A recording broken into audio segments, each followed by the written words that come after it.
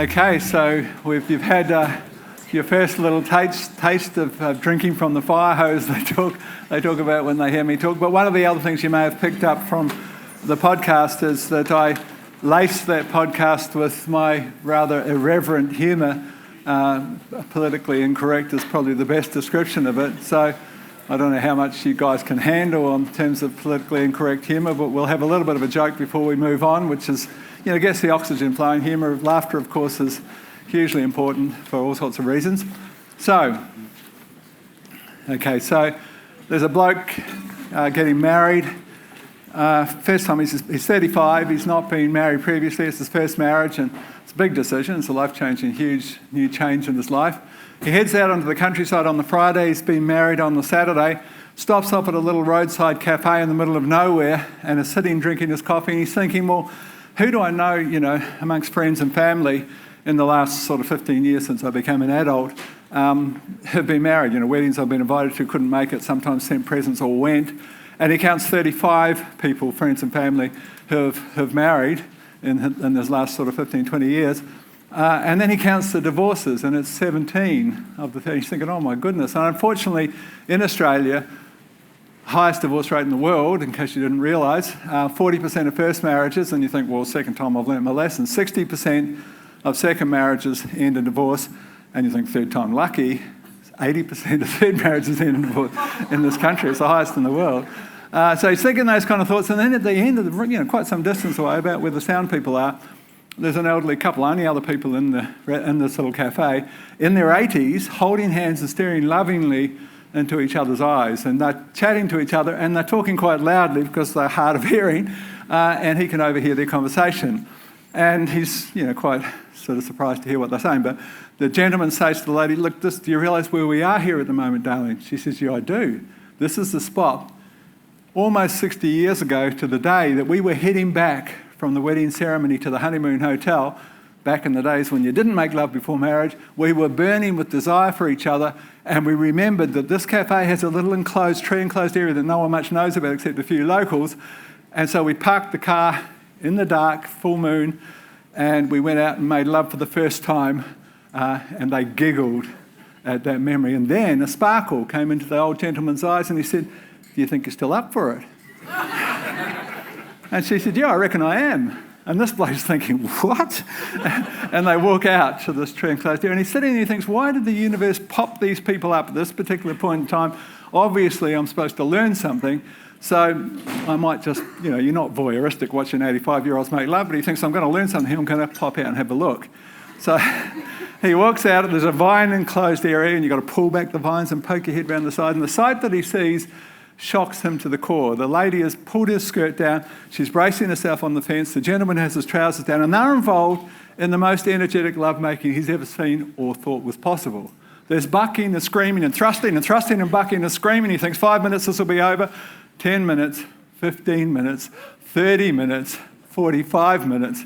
He walks back to drink the dregs of his coffee thinking, oh my God, I'm finished. I can last 5 minutes sober, 10 minutes drunk. I mean, I'm talking about myself here. No, I'm not.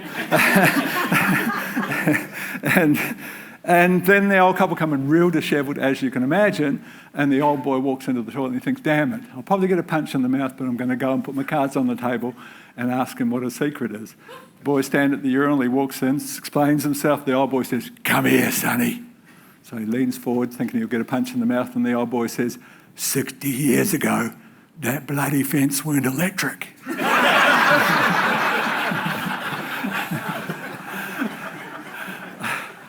Okay. So that's the kind of humour you get on the podcast, if you can handle it. So we're going to get down to a bit more kind of agronomy for this segment. We're going to talk much more about microbes in the segment tomorrow. We're going to talk about mastering mineral management and the beauty of balance, which is a really hugely important word in everything relative to health, is this concept of equilibrium, this concept of balance. So one of the things to note, if you're doing soil tests and leaf tests, and I've said before that I consider that tissue tests, leaf tests, I favour dry leaf analysis. So there's sap analysis, which is relatively new, a decade or slightly more old, versus a 40-year-old science-based leaf testing where you can say, like, this time, at this certain stage of the growth of the wheat or whatever, this is where you should be, and every crop has different ideal levels. But there's a lot of research behind it. I just like that research, and I just find that Big Four concept works really well with those figures and so forth. The value of SAP testing, even though it's quite a lot less researched. I mean, I know the guys that set up the Dutch version that's become global now. In fact, they learnt from my course, and Sjoerd Smits, a great mate of mine. I'm the only person that's actually seen inside that lab. But I mean, that was based on my description of mobility. And, there's 4 minerals that are super mobile, the NPK and magnesium, and measuring the top leaf, the first fully developed leaf that you measure from a conventional leaf test, is telling you where it's moved to. It's totally unreliable, particularly for the most mobile of all minerals, potassium, to do a conventional leaf test, because all you're measuring where it's gone to. By the time the entire plant's drained, because it moves from the bottom up, immobile minerals do, and now you finally pick it up on your leaf analysis, you've been out of potassium for 6 weeks and you will never catch up. And potassium is the money mineral that governs the size of your grain or the size of your fruit and the flavour of your fruit, because it carries sugar into the plant. So it's hugely important. It's the money mineral, literally. And that's why a metre, where you can measure top leaf, bottom leaf, never more than 10% variation. As soon as it's 10% or lower in the bottom leaf, you've got a potassium deficiency, and you come in and fix that. And you do it with a foliar is the cheapest and most efficient way to do that. 8 kilos of potassium sulfate. People say, potassium sulfate, you can't foliar spray that. It's got low dilution rates, and it does. 1 kilo per 10 litres of water. Well, you're using 100 litres, and you put 8 kilos in there, and that's fine. It dissolves. Put a bit of fulvic acid to create a potassium fulvate. Beautiful response. It's like maybe an 80 kilo side dress response. So really, really efficient way to do. And of course, with the cost of these things, it's a great efficient strategy. But the interesting thing when you do soil and leaf together is the fact that they very rarely correspond. Some things will correspond, but many things won't. And you think, well, why not? And that's that interplay story. And it can be other sorts of things. You can have root diseases affecting nutrient uptake. You can have all sorts of other things. Good levels of organic matter, of course, which houses the microbes behind the minerals. The higher the organic matter, the better the delivery. Regardless of imbalances, you'll have better delivery because of the simple fact that you're housing more of that workforce, those microbes behind the minerals. So if you look at a test like this, for example, you see, there's we're looking at base saturation, just so you understand that concept. This is the core concept of Professor William Elbrick, who's often described as the father of soil science. He had this kind of concept back in the 50s. He said, I reckon that the clay, which houses the cations, has the negatively charged Velcro sites that grab hold of calcium, magnesium, potassium, the positively charged minerals. I reckon that with the most abundant, which are called bases, the most abundant cation, calcium, magnesium, potassium, sodium, and the non-nutrient mineral called hydrogen, I reckon there's a balance that perhaps has an effect on production. And so they set about proving that with no computers and no calculators, and they set up little trial areas, maybe a quarter of this room, and for 15 years on tens of thousands of sites, they said, okay, let's put 10% calcium and 5% magnesium, let's put 30% magnesium, it's 41% calcium. I mean, there's thousands and thousands and thousand combinations between 1 and 100% of 5 things. And at the end of 15 years, he said, yeah, I found it. If you can get 6 in the soils he was working with, which was for 10 to 20 cc soils, if you can get 68% calcium, a little more than 2/3% of that clay filled with the base called calcium, saturated, base saturation, saturated with the base called calcium at 68%, 12% magnesium, add them together, you never want more than 80%, 68 and 12 is 80, more than 80, those 2 minerals start impacting other cations, because they do. Calcium, of course, can impact a whole 7 other things.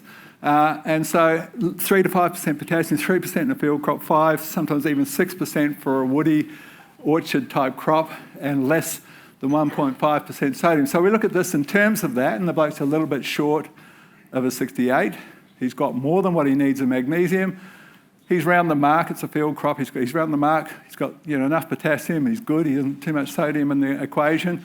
All other bases is the other positively charged trace minerals that are just spark plugs. That only accounts for 5%, which is about what he's got. So nice little equation there. And so you wouldn't expect these things particularly to show up. And then we look at the leaf test. You'd make your assumptions based on things that are lacking here. And we look at the leaf tests. And the big surprise here is we've got plenty of magnesium, but magnesium's deficient on the tissue test. And that's huge because this is the centerpiece of chlorophyll, and you're a chlorophyll manager. You're doing two things. You're managing gas exchange, you're managing chlorophyll. The better you do that, the better you do. And chlorophyll management is that green pigment, you know, what blotches pale colour stripes. And the centerpiece of a green leaf, the centerpiece of chlorophyll from a chemistry perspective is magnesium with 4 nitrogens. That's why nitrogen's so important. It's really abundant, but it tags on to magnesium, and you don't want a magnesium deficiency, and you would never have known, ever. That's why you don't drive blind. You know, now you just put a bit of mag sulfate in the foliage spray and fix that. I mean, you've got manganese deficiency, and that's not a surprise, although it is a bit. Even that's a bit of a surprise. Is that manganese? Oh, no, it's zinc, sorry. Is that right? Well, yeah, we would expect that. We want 5 parts per million, we've only got 2.7, so that mirrors what we'd expect to see. But you see surprises like this commonly. Boron, what do we got here from a boron? Yeah, we've got a real low boron figure. We need a minimum of 1 part per million. We've only got 0.45, and we're boron deficient. Now, remember, boron is one of the big 4. We want boron up here. So in the luxuries, 40 to 75, we want 75. That's a luxury level of boron. That's part of what we try and aim for. But magnesium, 0.3 to 0.4, we want 0.4, and we only got 0.26, so we're only halfway there. You know, that's quite an issue.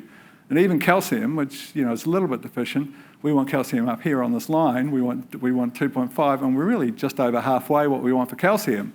So there's going to be some gains in this context.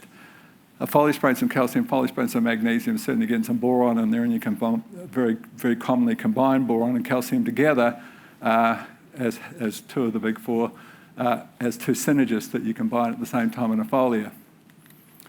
So basically, soil test understanding, you know, it's a weird scenario from a business perspective that so many of us go to, you know, farm consultants or to the rural store and say, what do you reckon I should do, mate? I mean, you know, this is your business, and you're putting your business in the hands of someone with vested interest, and that's ridiculous. I mean, you don't go to an undertaker and say, I'm feeling really sick, mate, what should I do? I mean, that's sort of cynical, but it's kind of comparable in that context. You know, you need to know what's happening. You need to, and once you know how to read a soil test, my God, I never get sick of it. You can bring all your soil tests to me while I'm here. If you've got soil tests, you want some guidance, because I can look in 1 second. I've looked at so many hundreds of thousands of them, but I never get sick of it. Everyone's a different story. It's always exciting once you know how it works. So let's talk about how it works and what you're looking for. But in this approach, it's not about inputs. It's about knowledge that becomes your empowerment. That's the thing to understand. So 5 things that I like to see tagged on, even if you just do it occasionally on your soil test, you tag on these 5 things. And why would you tag them on? Some tests include them, but not many. Why would you put chloride in there? So chloride is a major anion, so it's, you know, quite abundant, or should be, and it's important because it's vegetative. Minerals can be vegetative or reproductive, and chloride is very strongly vegetative. And if you're more than 50 to 100 k's from the coast, it's odds on that you might be, depending on a whole range of other things, you might be chloride deficient, because you're never or very rarely will you be lacking this major anion if you're within 100 k's of the coast, because the plant, basically the sun evaporates some of the seawater and drops it with rain, and they haven't contained sodium chloride, and you pick up some chloride in that context. So, you know, you need to know where you're at, because you will lack oomph if you don't have chloride. If you're trying to go pasture and you've got no chloride, you're going to have less than optimum pasture growth. So in that case, you're going to say, and what would you use? Well, you could use potassium chloride. It's a bit of a dog of a potassium input, because a percentage of that chloride can turn into chlorine, and chlorine is what you put in pools to kill to kill bugs in the swimming pool, and you don't really want to do that in your soil, so it's not the choice of potassium chloride. But what we do in New Zealand often, and there's not many places that are more than 100 k's from the ocean in that island, but there are some, and if we are deficient, we actually just use a bit of pool salt. You say, surely not. It's sea salt, you know, it's just $8 a bag from Bunnings. It's just pool salt, but it's just ocean salt that hasn't had all the minerals pulled out. So you've got that full spectrum of 74 minerals, and you've got some sodium. So yeah, but the Romans salted soils to kill empires, and they did, but they put tons and tons of salt per acre in those days on those soils. We're talking 20, 30 kilos of sea salt. You can see a beautiful response because it's got a lot of chloride in it, and it's got a lot of other minerals, and it's actually a really cost-effective fertiliser should you need chloride. Silica. So we're talking about the most abundant mineral. We're talking about soils being filled with silica. We're talking about clays being aluminosilicates, sands being silica, and soils, of course, are clay, loam and sand. And the centre of the earth is largely silica. Iron and silica are two most abundant minerals. So why would we be short of it, for God's sake? Well, there's now been 9 international silica conferences in the last 10 years. And what we now understand is that plants uptake silica in the form of monosilicic acid. And you can have that tested on your soil test, and you need 100 parts per million. And most soils have got 20, 12, 14, and organic soils have got 50 and 60. So there's something we're doing, and no one actually knows quite what yet, that's killing a bunch of organisms that haven't even been fully identified that are responsible for solubilizing silica. There's huge amounts of it, but we want it in a plant-available form. And obviously something in the chemistry realm is knocking out the organisms that make it available. Now, why is it important, and why is it now being considered that it should be an essential nutrient, which it's not currently? A whole range of things. Number one, cell strength. If you want to be proactive and protect a plant, the starting point is, okay, what's the cell wall made of? You've got an insect's got to chomp his way through a cell wall to get to the yolk, the cytoplasm, the centre of the cell. So you've now got a food source, or you've got a powdery mildew on the underside of your zucchini drilling through with its hyphae through a substantial cell wall to get to that yolk, and then it can subdivide and the disease spreads across your field. Obviously, why don't we focus on that cell wall, strengthen it, buckle the hyphae, wear off the mandibles, and stop it dead in its tracks? And how do you do that? What's the cell wall made of? Equally important, calcium and silica. Now, what we find with tissue testing, when we're chasing luxury levels of calcium, almost never have you got a luxury level of calcium in the leaf. You might have it in the soil. A whole range of things affect calcium uptake, and it's not there in the leaf. So calcium foliar sprays, simple, couple of kilos of cal nitrate with some fulvic acid, cheap as chips. It's $1, or it's more than that, but it was $1 a year back, 50 cents a kilo, $500 a tonne, but it's more than that now. Still cheap. Really effective way to get some calcium in there. But silica, as important as calcium for that cell strengthening. So cell strengthening, what else is? Well, it's lodging. How fast does a crop fall over in increasingly strong winds? That's stem strength from silica. Phloem and xylem are the pathways in and around the plant that take nutrients and water. They're made from silica. So nutrient translocation is directly linked to having enough silica in the equation. And we don't have enough silica in most soils. And then the big one, this new science of recognising the plant has a fully functioning immune system, much like a human, and the more able that immune system, the less the need for chemical intervention.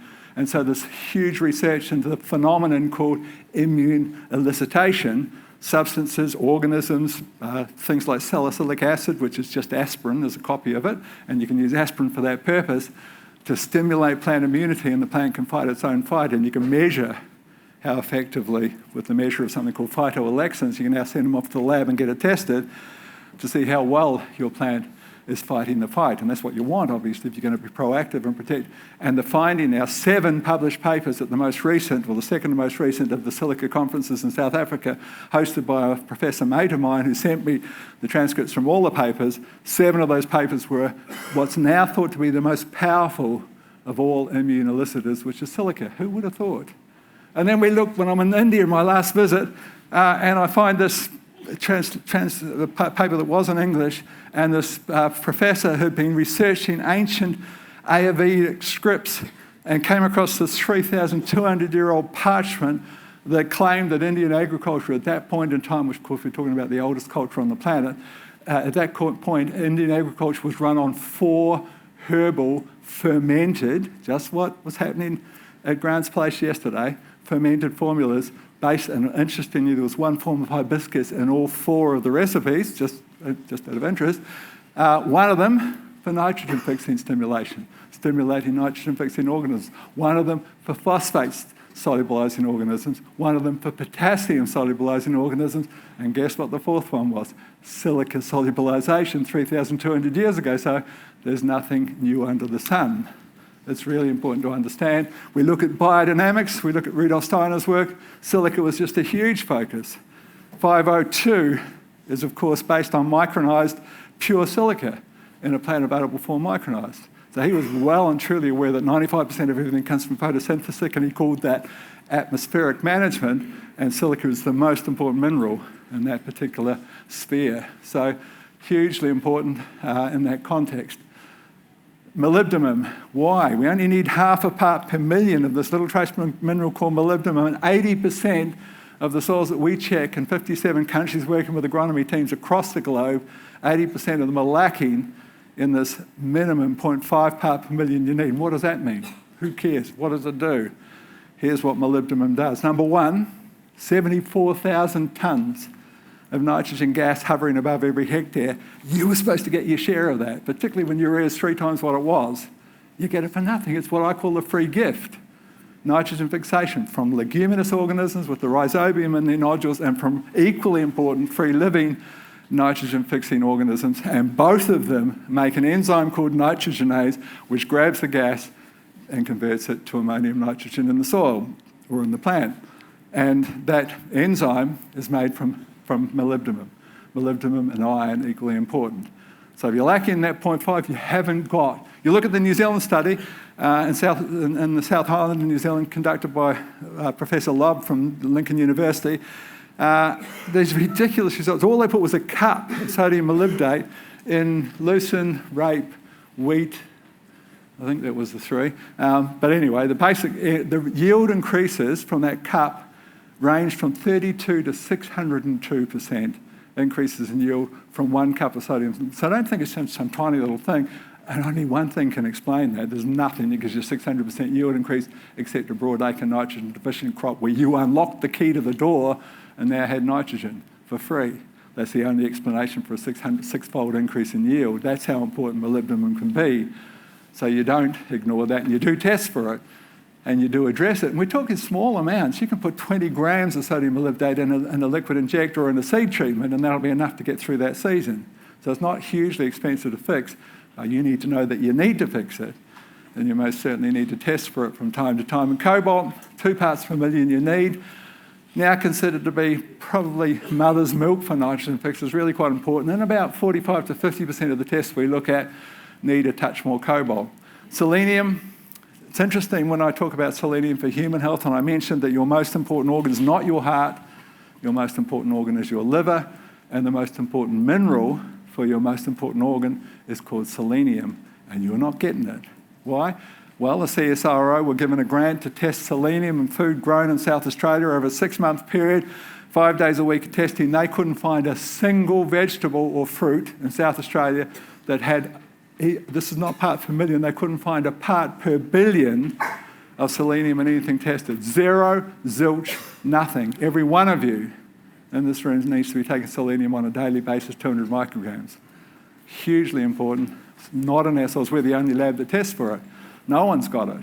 Really, really low levels of selenium. Second highest, lowest levels on the planet behind some of the African countries, Australia and New Zealand, really low selenium soils, and we never put it back. We do. Our biggest selling fertiliser, 1010, biggest selling globally, huge in Broadacre in Saskatchewan.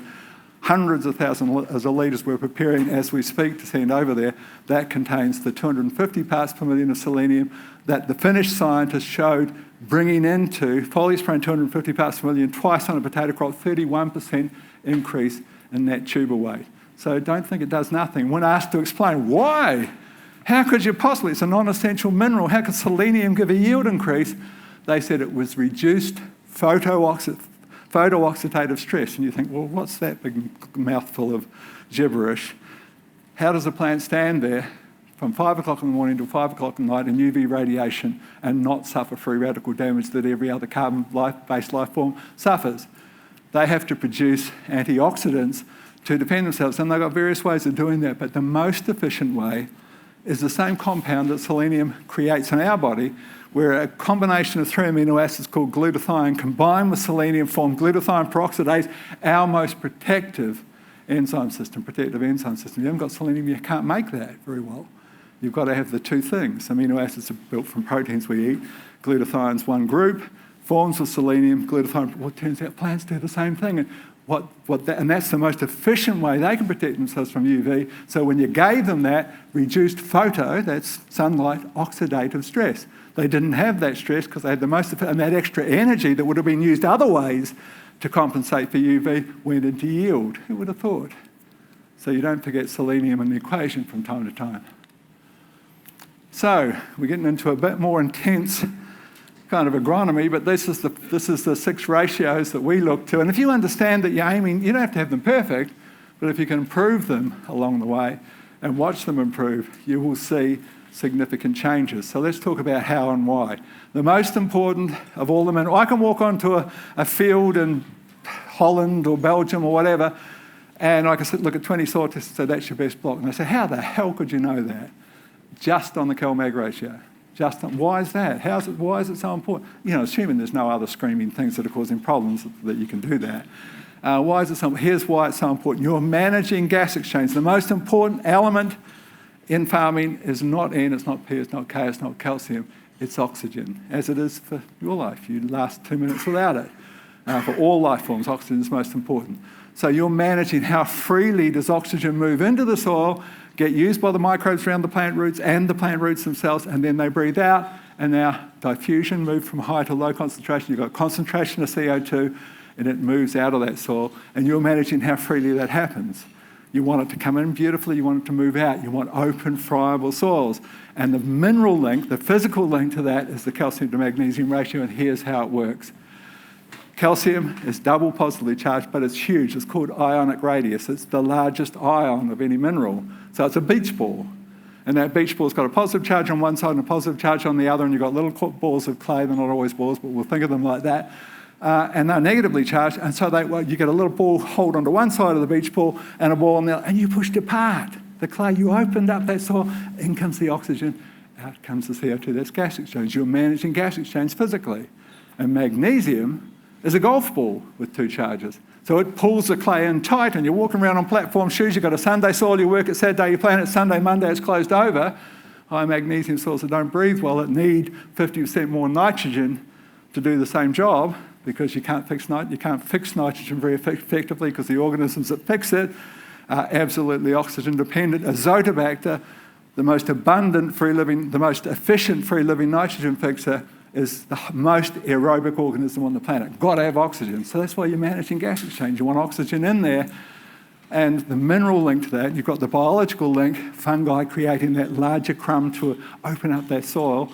But the mineral link is the big ball pushing it apart. And then you say, well, I won't do the magnesium because that closes it up. That stops oxygen. So forget the magnesium, I'm liming it.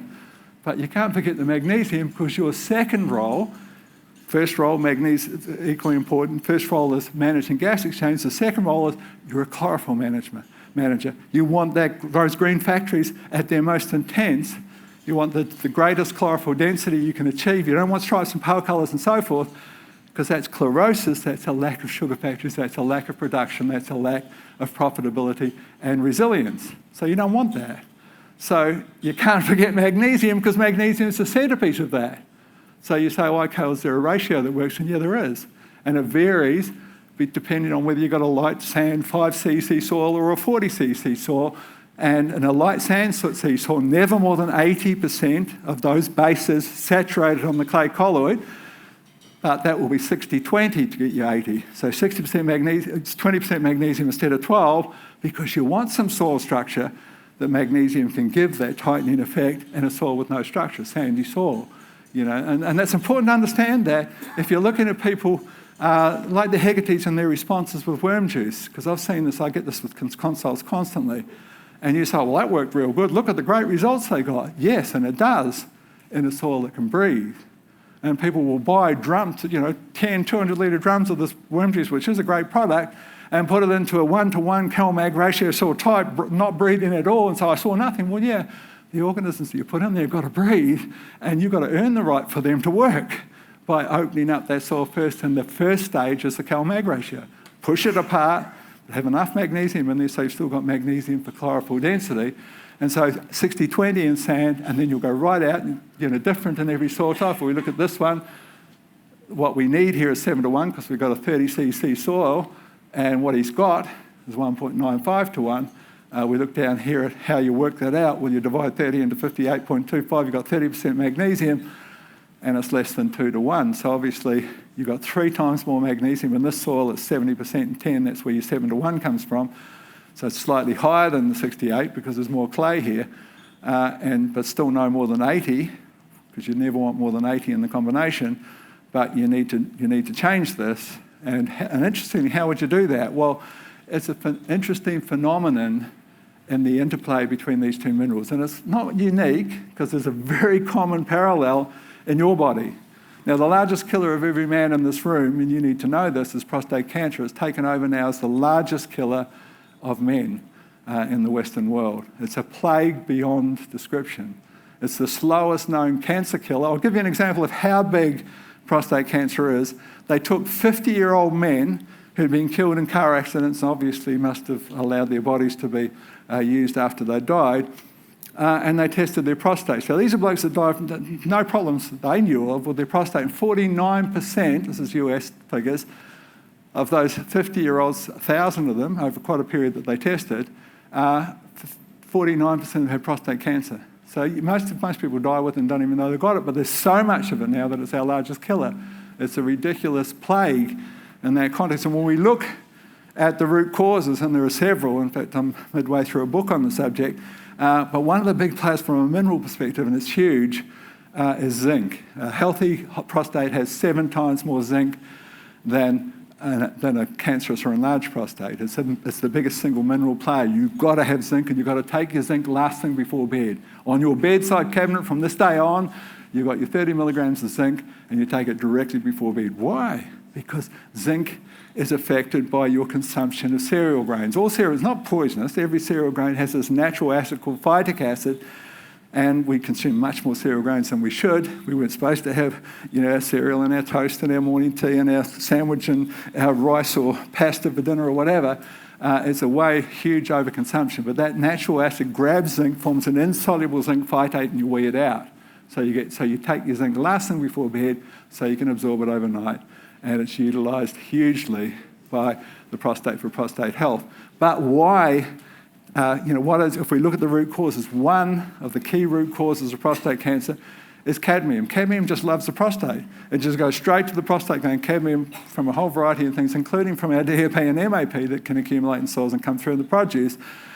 And cadmium is one of the big players in prostate cancer. You can take a rat, and for every 100 grams, you give 2.2 milligrams or micrograms of cadmium, and 2 months later, every time, you've got a tumour on the prostate of the rat. So cadmium's a really big player. And what's zinc got to do? It? Zinc, just like calcium and magnesium on the clay colloid, zinc displaces cadmium, pushes it off the prostate, out of the prostate, and replaces it. So zinc's really, really important.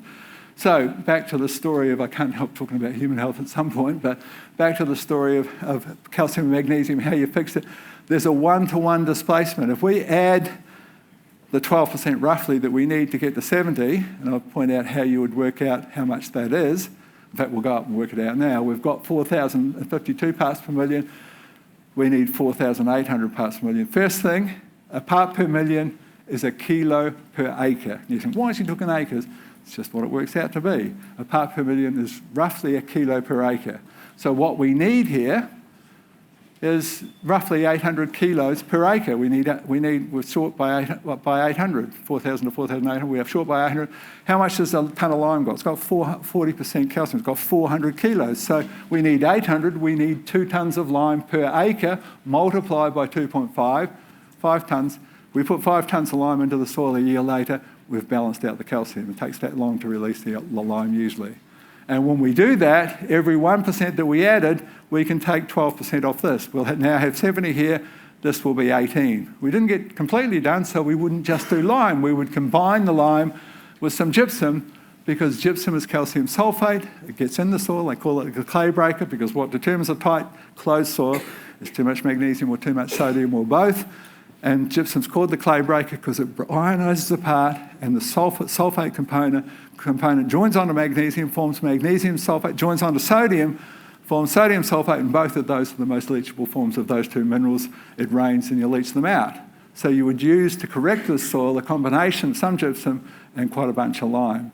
and the combination would then transform your cal-mag ratio to where we want it to be. Now, you might not be able to afford to do that in one hit, but every step forward will be a benefit. Every step forward will be a measurable improvement in the breathing capacity of that soil. So that's the first, the cal-mag ratio. The second is one that if I was lying in a gutter with my major arteries cut from an accident, and thinking back on what I'd achieved or not achieved in a short lifetime, one of the things that I would be proudest of was that I was responsible for discovering, to the best of my knowledge, this ratio. Myself and one of my agronomists, we always try and do soil and leaf together, and we were working through this whole massive bunch of tests that are coming from a couple of countries, and we noticed this relationship when we're looking at soil and leaf, that if we could get somewhere around the same number of parts per million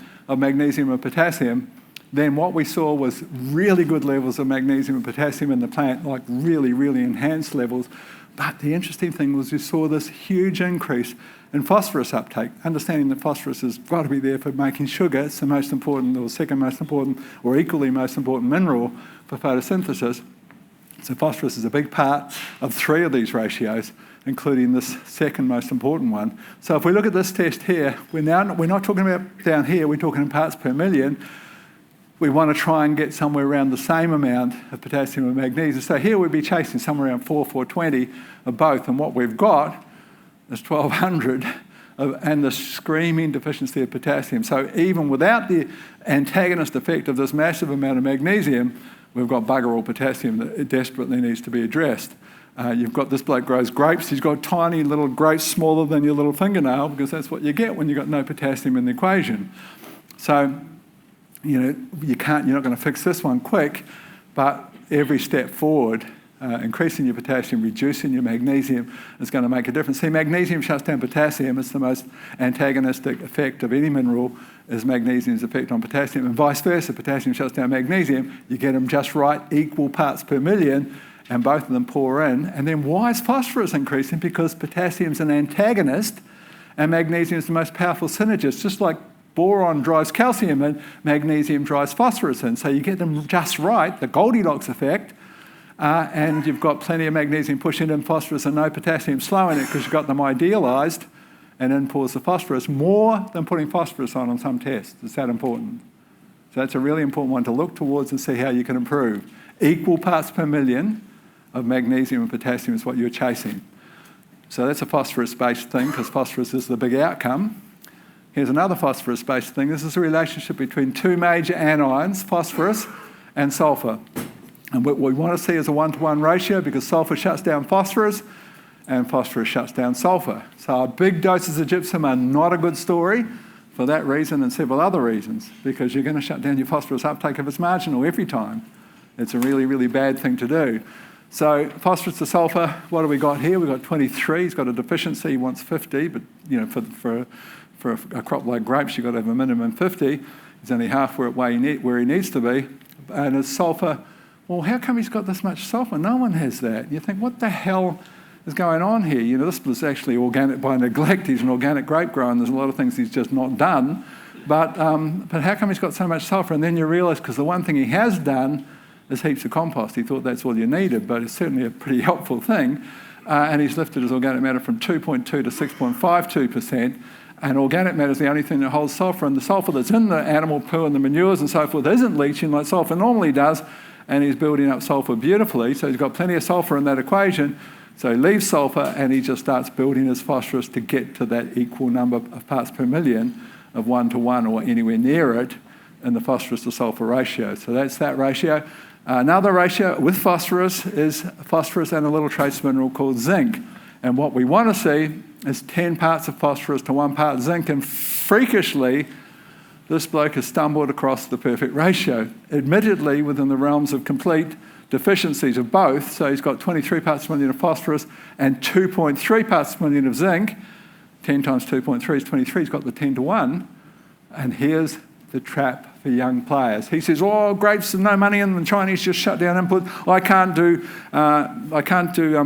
get any return on investment from goats. I can't afford to put out 700 kilos of guano, because that's all he can use, or soft rock or whatever, to lift my phosphorus up to, but I can buy a bag of zinc sulfate per hectare and put it out there and lift this to 5, worse than you could ever do. Because within the realms of a deficiency of both, you've got the best possible uptake of both, because they have such an impact on each other. And if you just blow zinc out to 5 and leave this where it is, you will have a phosphate deficiency like you've never seen. You just induced it. So if you've got a limited budget, what you do is say, okay, I've got a little bit of money into the phosphorus, I'll just lift it to 30, and I'll put a few kilos of zinc in there. And how do you figure out how much zinc to put in there? This is how you balance the soil. Remember, a part per million is a kilo per acre. So we want zinc. So zinc sulfate's about 35%, 35.2% zinc sulfate monohydrate. So it's about a third. So 3 kilos of zinc sulfate gives you 1 kilo of zinc. So say we were 2 parts per million of zinc and we want 5. We just make it easy. Let's just say we need 3 parts per million. 1 kilo makes a part per million per acre. So 1 kilo of zinc is 3 kilos of zinc sulfate. So 3 kilos will give us 1 part per million. We need 3 to get to 5. So 3 times 3 is 9 kilos per acre of zinc sulfate.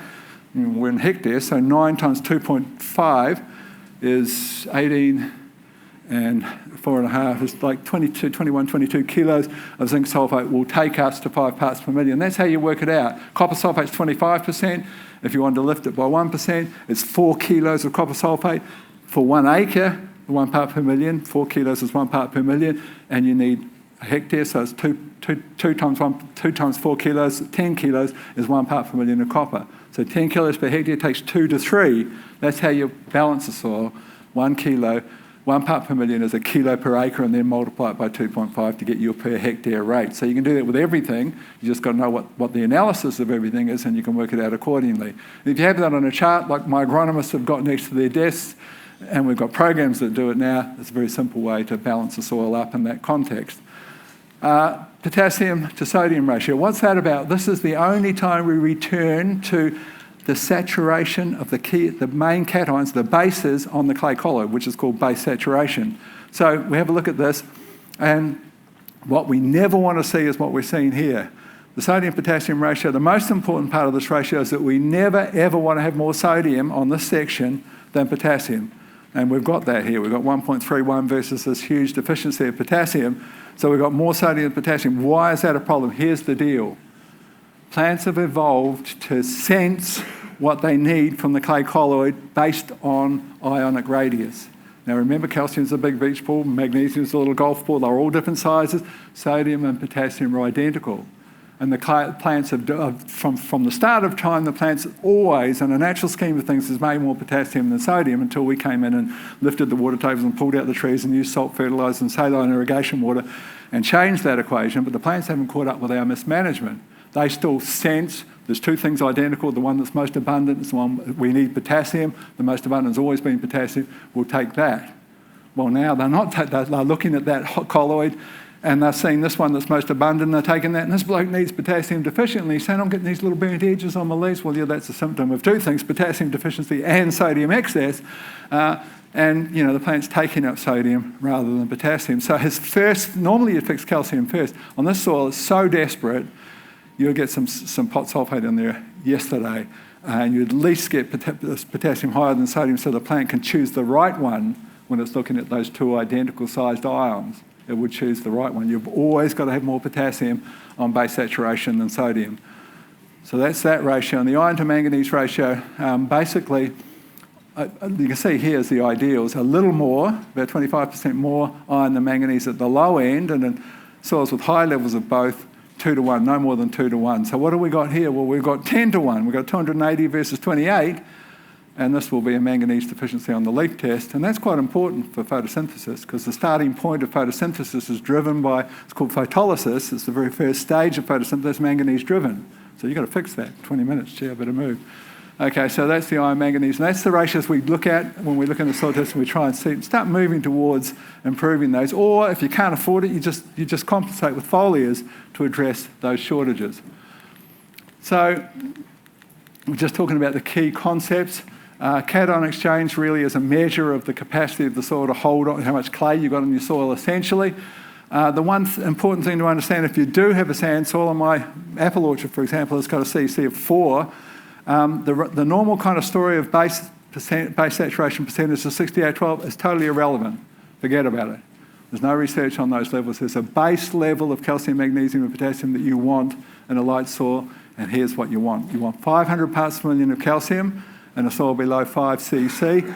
You want 120 parts per million each, remember, 1-to-1 ratio of magnesium and potassium, and that's the soil that kicks ass. Forget all about those things. They are irrelevant below 5. The science didn't apply to that, didn't do any research on that. 500 parts per million of calcium, 120 parts per million each of magnesium and potassium. So what's the term cation exchange CC? What does it refer to? Well, it refers to the fact that the plant, basically, there's a thing called electrical balance within the plant. If the plant says, I need some calcium now, because I need cell strength and all the other things that calcium does in the plant, and I need some calcium, so it senses calcium on the clay colloid, and it takes some calcium. Now there's this whole thing called electrical balance. You just took in a double positively charged cation, and that throws out your electrical balance, so you've got to spit something out to balance it. Now, you're not going to take in a food source like calcium and spit out magnesium or potassium. What would be the point?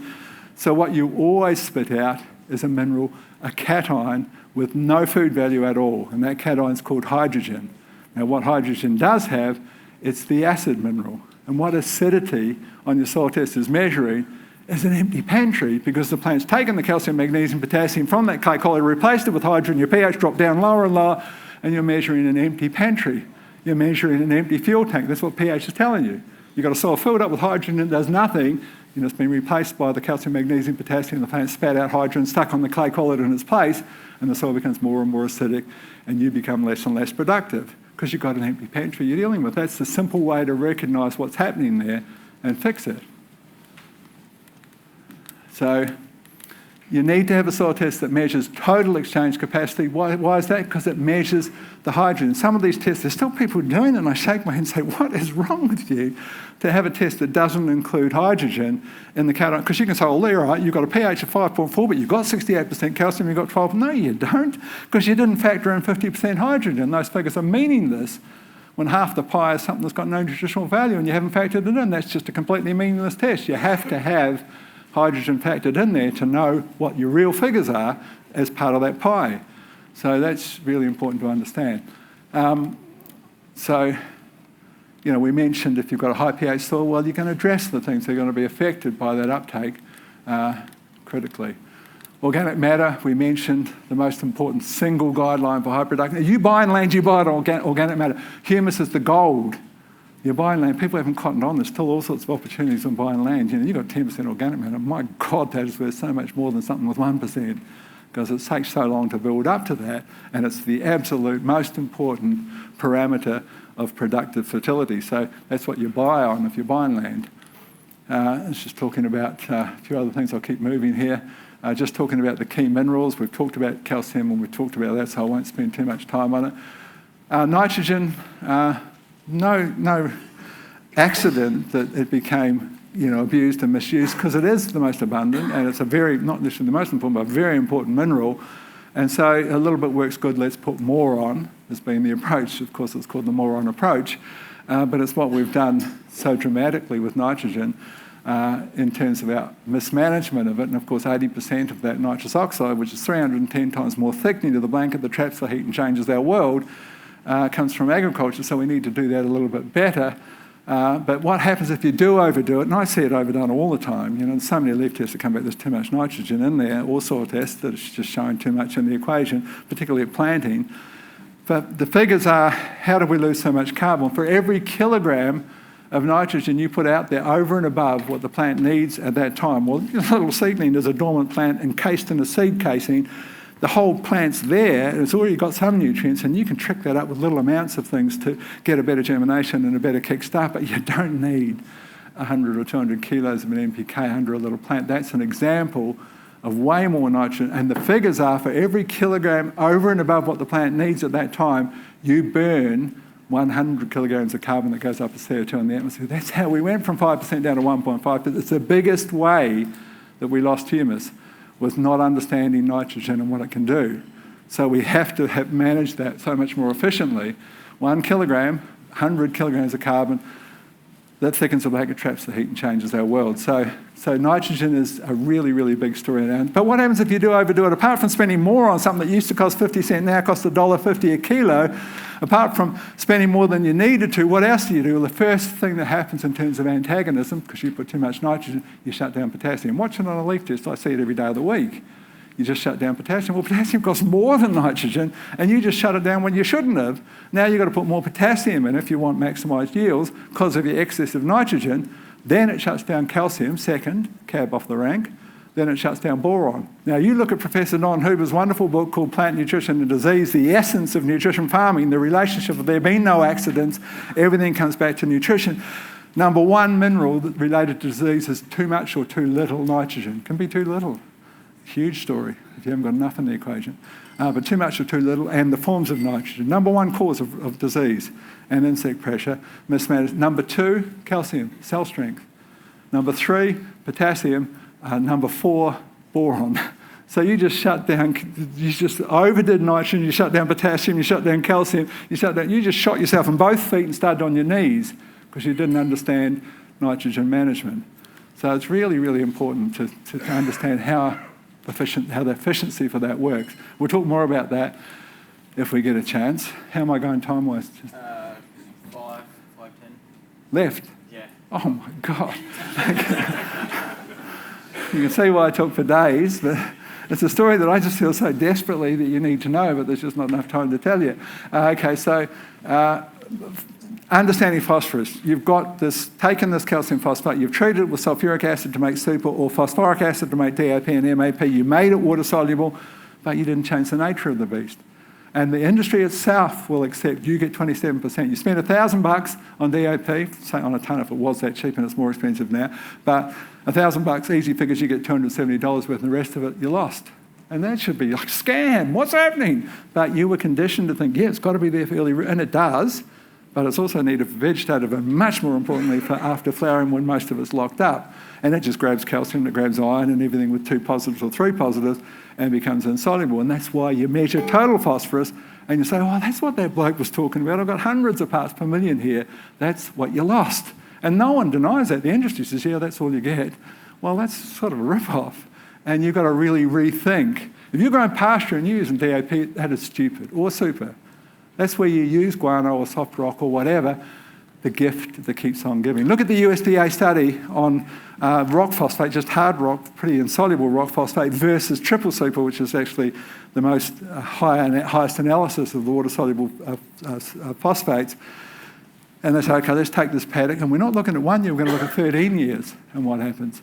So we're taking this equal number of units of phosphate, and of course there's much less, like 300 kilos of this triple super versus 1.1 tonnes to get the same amount of phosphorus, and you had to cart that round. You think, well, that wasn't a good deal. And then you look at the first year and all this phosphate released from the triple super, and bugger all, because it's a dead soil they put it in, of the first, and then the next year, 10 times more from the gift that keeps on giving. The next 9 years, average 10 times more release, and the last 4 years, 9 times more. Then you do the sums, what do I get from this compared to this?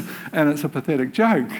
You know, there's no argument ever for using water-soluble phosphates in a crop that doesn't need it instantly, which field crops you've got 3-4 months, you want an immediate root growth, and then you might combine it with a little bit of DAP with some guano or whatever to get the best of both worlds. You've got the gift that keeps giving, plus that instant water-soluble component. So really important to understand. Pasture, no-brainer. You would never use single super or phosphate. You can activate phosphate by adding elemental sulfur to that soft rock phosphate or guano and get a kick in. And the elemental sulfur is a really good fertiliser. I'll talk about that if we get a chance a little later. So that's that story. Soft rock is a wonderful super available. Now, you know, when we talk about phosphate and availability, the cheapest source, and it's really an indication of poor business skills, in my opinion, that you can still buy, up until last year, it was $20 a tonne delivered chicken manure. That is bloody ridiculous. It's a demonstration that people aren't sitting down with a calculator and realising what they're getting. You sit down, you got a 3, you know, if you get a good one, you don't have too much sawdust, you can get 3% N, you can get 2% P, you can get 2, sometimes 3% K, but certainly 2. So you're 3T2, you've got 5% calcium very often, you've got 4% sulfur, then you've got all the trace minerals. all the carbon, all the biology that's in the chicken manure, and then you start doing the sums. Okay, I've got 3% N, that's 30 kilos of N, and then you say, what's that equivalent to? You? And you paid $20 a tonne, you used to, it's now 30, delivered, and then you say, okay, I'm sitting down there, 30 kilos of N, 65 kilos, 62 kilos, or whatever that is of urea. Well, now what is that? That's ridiculous. Now it's like $150, depending on what you're paying, but we're paying $1.50 down there. And so there's 130 for your 30, and then you say 2% P, well, DAP is only 21%, so it takes 5 kilos of DAP to make 1 unit of phosphorus, and you've got 20 kilos, so that's 100 kilos of DAP, 20 times 5. What's that worth? That's $150. We're talking $300 or $400 that you paid $20 for. Why is it there? About it because you didn't sit with a calculator and figure what it was worth. It's an insane bargain that shouldn't be there at that price, but is. So get into it while you can, is my message. And if you can compost it and stabilise and magnify those things with simple, cheap things like green waste, which is free in our councils, and we get it quite clean. I just mix chicken manure and green waste together, and you can do an anaerobic compost quite quickly. I'll teach you how to do a BAM compost if we get a chance tomorrow. Wonderful, wonderful. In fact, you can overdo it so easily because the phosphate is just... on one of my farms, 22 parts per million of phosphorus I started with growing things like ginger and turmeric. You need higher than that. And I'm thinking, well, that's good. I can use this chicken manure green waste compost mixture for 2 or 3 years, or 3 or 4 years till I have a problem. And I left it for 15 months till I did my soil test, only because I'm so busy.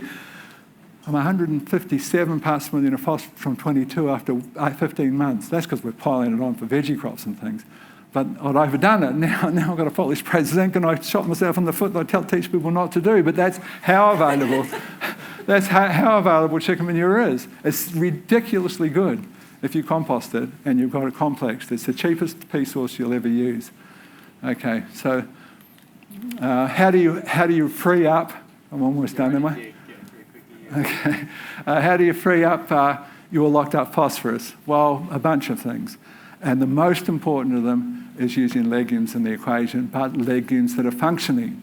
Now, I've mentioned this before, and I'll talk about it probably when we're talking about chasing the biggest bang tomorrow, but if your legumes are not red inside, and I'll explain that whole thing tomorrow, you are not breaking the bond between calcium. You're not releasing acid exudates. It's tied completely to whether you're fixing nitrogen, whether or not you're releasing acid exudates. And if it's not red inside, it's not working, and you're not solubilizing locked up phosphorus, which legumes can do. Compost, of course, includes lots of phosphate-solubilizing organisms, fungi and bacteria, both of which can solubilize phosphorus. Fungi, of course, just do it naturally. They release acid exudates that can make phosphorus, locked up phosphorus, available. Fulvic acid, 7 published papers showing it can solubilize locked up phosphorus. Microbes of fungi, the wonderful burrow-ins, expand out, give us 10 times the root surface area and reach the immobile minerals. People say, phosphorus leaches. No, phosphorus can't leach. Phosphorus erodes with topsoil and then creates blue-green algae outbreaks and so forth in the oceans, but it doesn't leach. It's non-leachable. It sits where it's put, so it's really immobile, and you've got to go out and get it. And microbes of fungi are perfect. You've got a 10 times extension. Zinc is almost as immobile.